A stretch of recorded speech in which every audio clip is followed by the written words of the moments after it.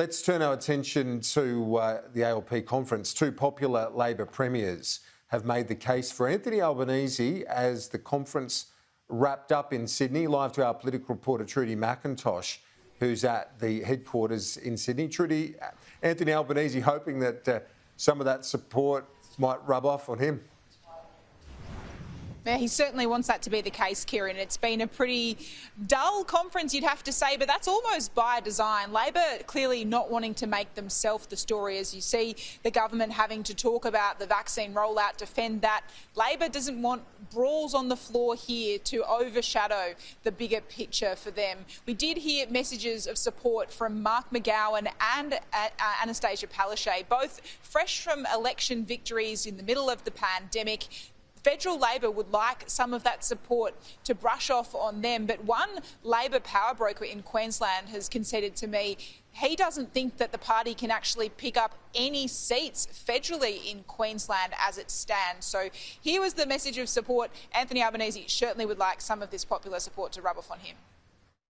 In the face of a once-in-a-century pandemic, Labor governments around the country, mine included, moved heaven and earth to fight for the health and jobs of Australians. Imagine a federal Labor government working together with the states in the best interests of our country. A government that invests in our people so we can build back better from COVID.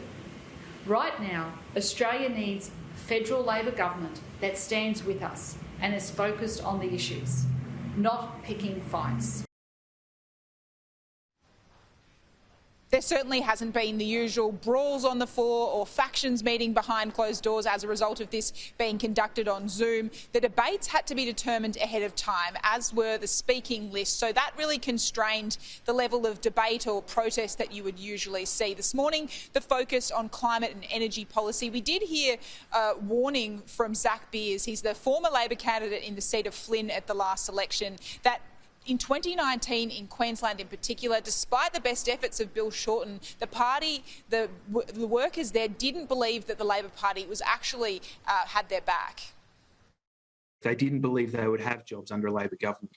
And I can tell you, as someone who stood in front of hundreds of coal miners at a Mighty CFMU Lodge meeting in Blackwater or Billawheeler, those workers don't have much in terms of alternate future in their part of the world. Coal mining is the backbone of their economy, and it will be the backbone of their economy for years to come. But when the global change happens, we need to make sure that there is strong policy from a strong Labor government there to protect those communities and to protect those workers and make sure they don't get left behind through the transition process. Now, if you can read anything into the mood of the leader, it certainly seems Anthony Albanese has a pep in his step at the moment. But Kieran, with a federal election sometime in the next year, but not necessarily this year, there's still a long way to go and plenty of things can change between now and then. Very, very true, Trudy. Thank you. They're live from Reeves.